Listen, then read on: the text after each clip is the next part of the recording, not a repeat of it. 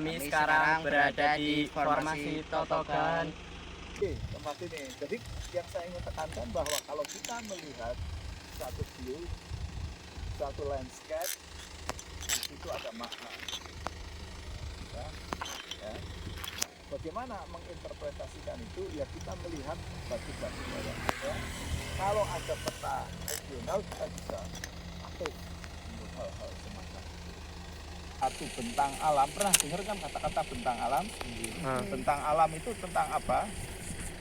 Ya tentang gunung, tentang lembah, tentang sungai, lekuk timbulnya permukaan bumi kita, gitu.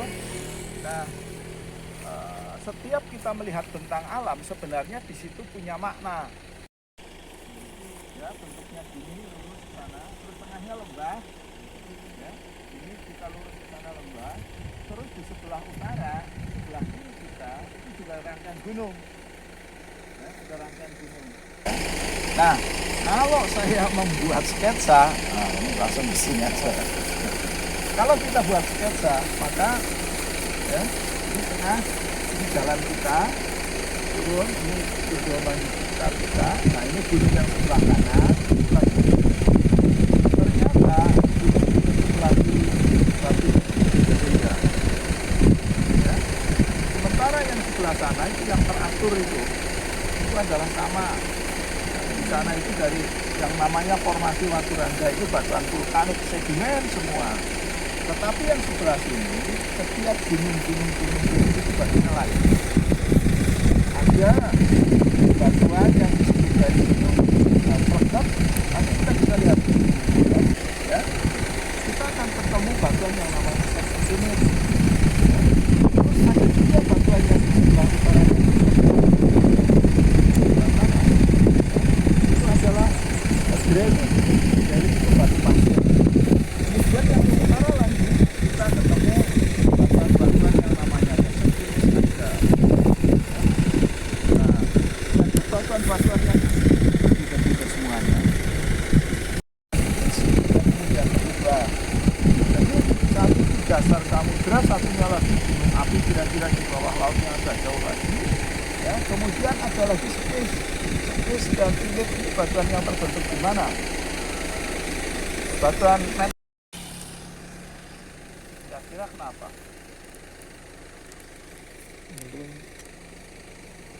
Ya. Berarti itu di tengah-tengahnya. Kenapa bisa ada arisan di sini? Ya, karena zona subduksinya di situ. Nah, good. Itu kuncinya. Zona subduksi. Jadi tempat ini, lembah ini lembah zona subduksinya.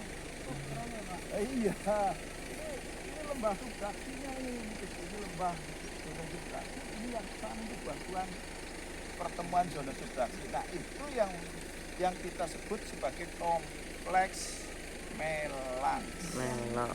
Ya sebelah kiri kita ke sana semua. Ke sana semua. Itu memanjang terus sepanjang ini lembah sampai ke arah sana. Termasuk di sungai yang tadi sebelah kiri kita. Nah itu adalah bagian dari itu. Oke teman-teman, kali ini kita berada di formasi Serpentinit di Pucahan.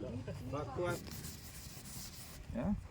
Ini adalah zona subduksi ya, yang masuk. Ya, batuan-batuan dari sini adalah batuan-batuan ultra basa. Ya.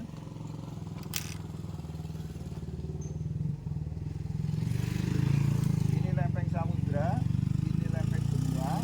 Di sini zona subduksi. Ya, oceanic lithosphere ya, masuk. Ya, maka di sini akan terjadi ubahan-ubahan dari batuan-batuan mid oceanic ridge yang masuk ke sini, ya akhirnya terubah ya, menjadi yang namanya serpentin. Tetapi serpentin juga bisa terbentuk sebenarnya di sini. Ya, itu yang disebut sebagai abyssal serpentinite. Kemudian ada subducted serpentinite. Ya, kemudian ada lagi yang di sini mantle wedge serpentinite. Itu. Jadi bisa terbentuk di sini. Ya, saat dia kan gunung api bawah laut. Nah, keluar di sini berinteraksi dengan air laut itu bisa berubah. Atau yang di sini belum terubah, masuk ke sini, di sini ada pressure, ada ya tekanan, dia terubah di sini. Ya. Bisa juga di tempat ini sebelum naik ke sana bisa terjadi juga perubahan. Gitu. Bahkan ada yang model keempat, ya, yang dari fluid release. Jadi apa namanya? Setelah terjadi tadi ada lepasan-lepasan cairan yang itu juga akan mengangkat terbentuknya serpentin. Nah, kalau karang sambung kaitannya ada yang di sini, ada yang di sini. Ya, prosesnya. Ya.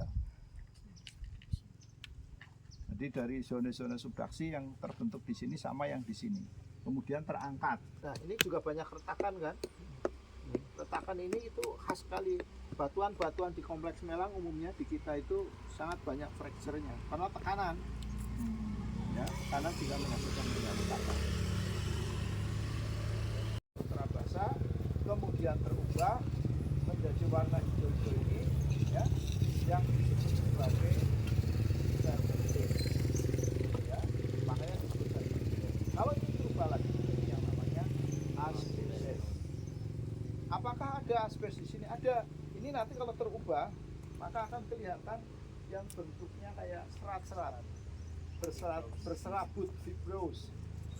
Ya, fibros. Kalau kita jeli nanti ketemu. Nah, di sebelah utara sana dulu itu ada tambang asbesnya di tempat ini. Nah, ada tambang asbesnya. Tambang berbagai macam keperluan. Tapi sekarang sudah nggak ada. Ya. Nah, serpentin ini biasanya juga sering disebut sebagai batuan ornamen. Kalau ini dipoles itu bagus warna-warna hijaunya, ya. Karena dia berasal dari batuan-batuan basa ultrabasa, biasanya akan mengandung mineral-mineral yang semacam nikel, REE, ya. Nah, itu di tempat lain di Sulawesi itu yang dicari. Asalnya adalah batuan-batuan serpentin semacam batuan ultrabasa.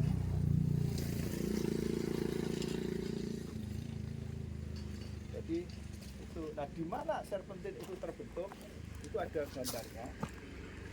Kalau kita coba lihat di sini, maka ini kan zona subduksi nih. Saat ini kami di Kali Brengkok, Desa Sadang Kulon. Di sini terdapat batuan bernama Sekismika. Ini lokasi kita yang ketiga ya, lokasi kita yang ketiga. Nah, ini ada sungai kecil, ini namanya Sungai Brengkok. Ujungnya sungai ini nanti di Sungai Longlor.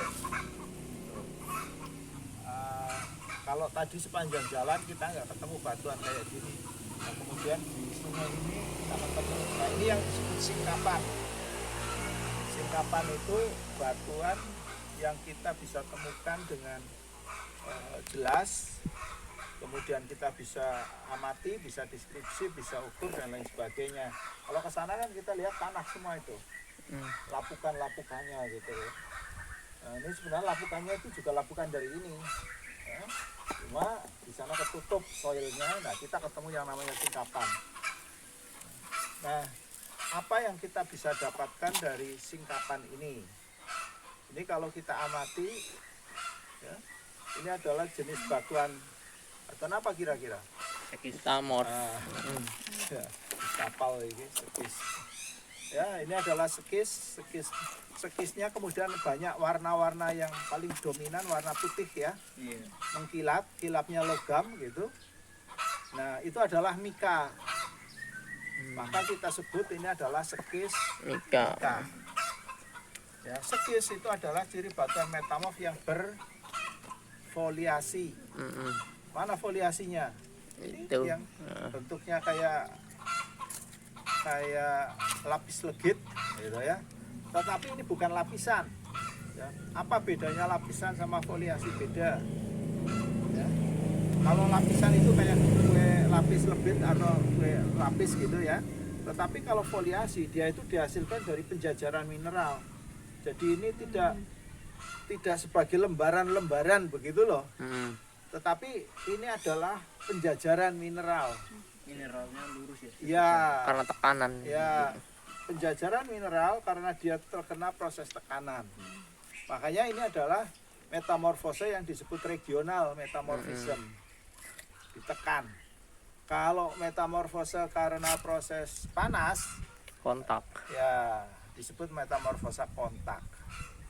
Ya, ini dinamotermal atau tekanan atau regional, itu ya sering disebut semacam itu. Batuannya karena berfoliasi sistosik maka kita sebut sekis. Karena ada banyak mikanya maka kita sebut sekis Mika. gitu ya. Nah, selain mika ada mineral apa lagi? Ada yang warna-warna kecil-kecil ini kecoklatan, agak kemerahan atau coklat itu adalah mineral yang disebut garnet. Terus ada yang bundel-bundel tapi agak putih atau agak abu-abu gitu ya. Itu ada kuarsanya sama plagioklasnya. Gitu. Nah, kalau kita ketemu singkapan semacam ini, ya, maka kita harus melakukan plotting lokasi, mendeskripsian. Nah, ini ada hal yang bisa diukur nggak? Foliasinya ini bisa diukur.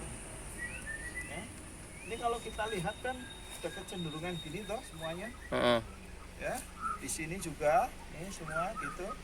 Nah, ini adalah bidang-bidang foliasi.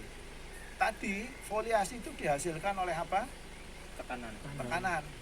Berarti kalau kita bisa ngukur foliasi ini banyak, kita akan tahu arah gayanya.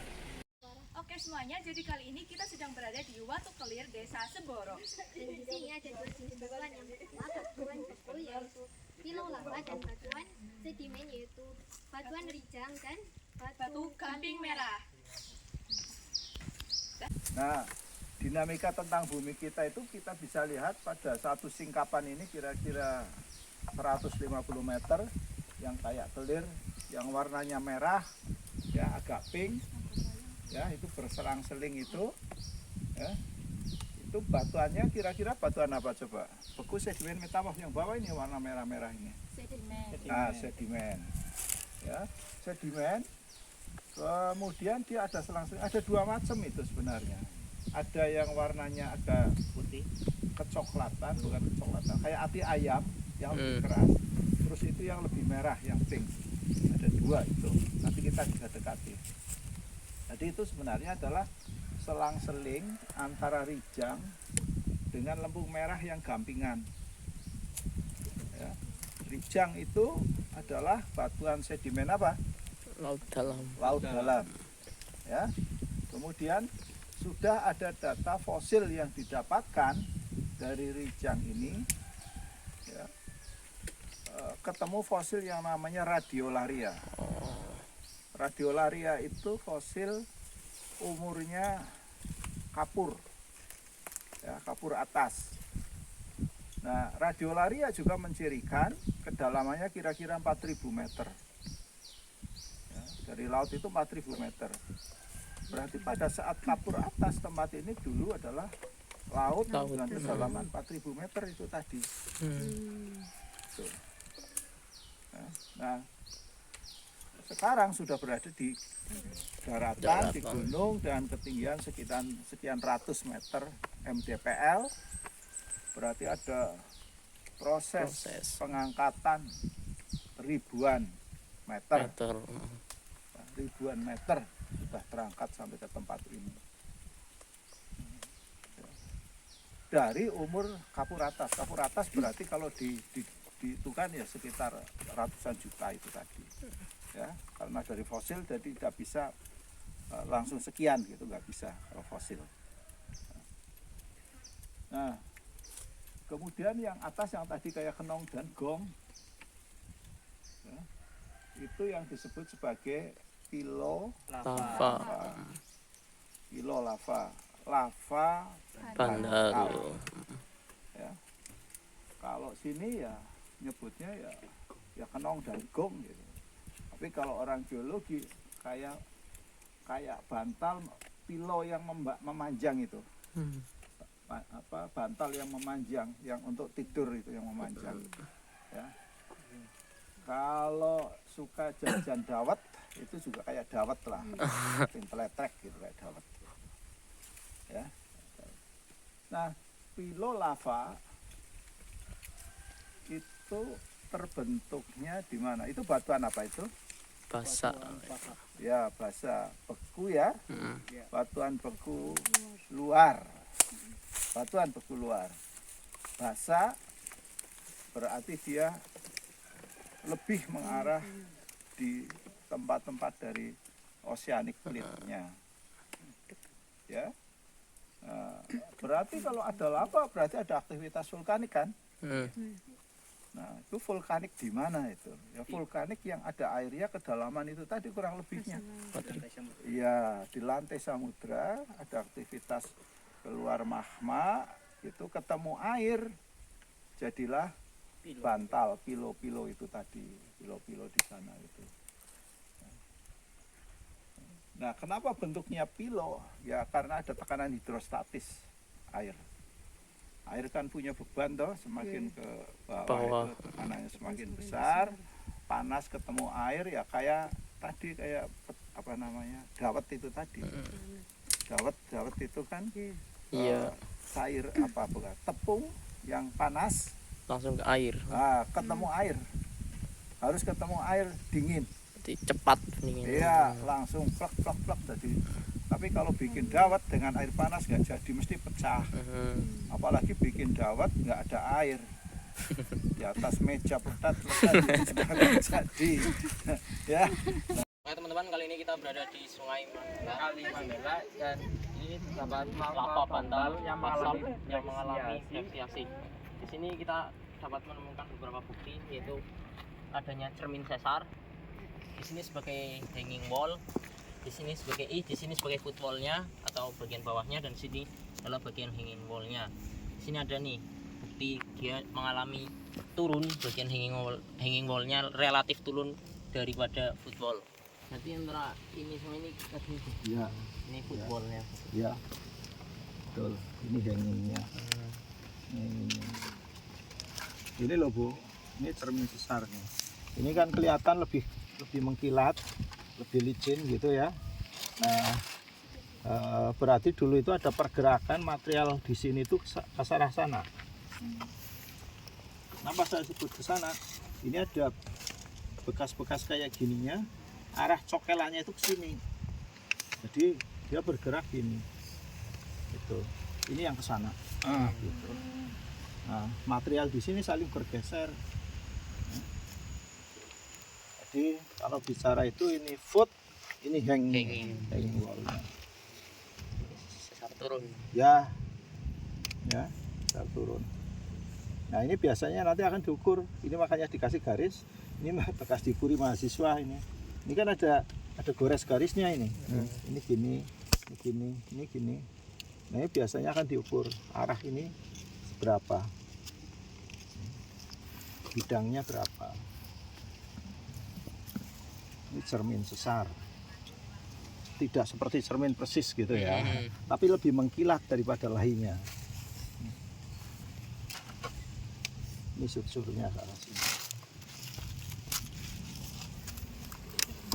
Sini kalau kita coba perhatikan, ini kira-kira batuan beku sedimen apa metamorf? Metamorf. Metamorf, beku. Bisa. Bilang lagi sedimen enggak? Beku. Beku kalau ini batuan beku. Ini batuan beku. Ya. Kenapa saya bisa bilang batuan beku? Ini fragmennya ya, yang sudah agak lapuk sedikit, tapi kita bisa lihat ini ada kristalnya. Ya. Ada kristal-kristal yang berkembang di sini. Nah, ciri khas batuan beku kan seperti kristal. itu. Ada kristal yang saling tumbuh, saling mengikat, interlocking istilahnya. Saling mengunci. Ya, saling mengunci. Kalau kita perhatikan ini ada warna putih, ada warna hitam antara plagiopa sama piroksin yang paling mengikat. Nah, tekstur semacam ini sering disebut tekstur diabasik. Makanya batuan ini disebut diabas. Ini batuan beku diabas. Nah, sekarang kalau udah ketemu batuan beku kayak gini, ini intrusi ini. Ya, cuma intrusi dangkal apa dalam? Dangkal, karena kristalnya Kecil. kecil-kecil. Ya. Kalau dalam Short. ya besar-besar, vanerik granular itu ya besar-besar. Ini intrusi yang dangkal. Gitu. Nah kemudian kalau kita lihat ini ada struktur ini kan, ini retakan ya, bukan lapisan ya. Ini retakan, tapi retakannya itu bentuknya segi-segi kayak segi 5, segi berapa gitu kayak gini.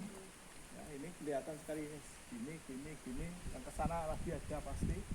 Ya poligonal, ya poligonal. Bentuknya kayak kolom, tapi ini kekar, maka sering disebut sebagai kekar kolom. Ya. Kalau sudah ada yang kemenganti, itu juga kekar kolom. Tapi berbeda memang. Sana itu kekar kolomnya lebih kecil-kecil. Yang ini besar. Ya, ini besar. Karena memang prosesnya berbeda.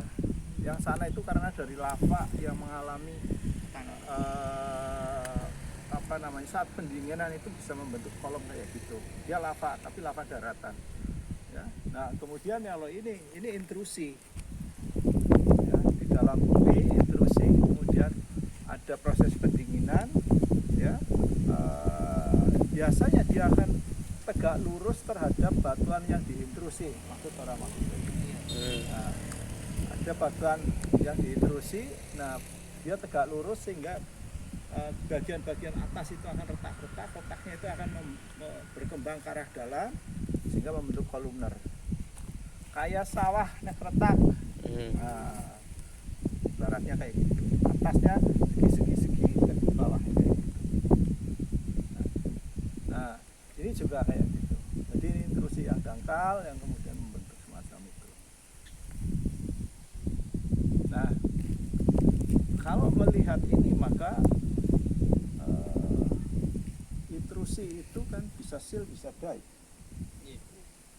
Kira-kira apa ini? Dike. Alasannya apa?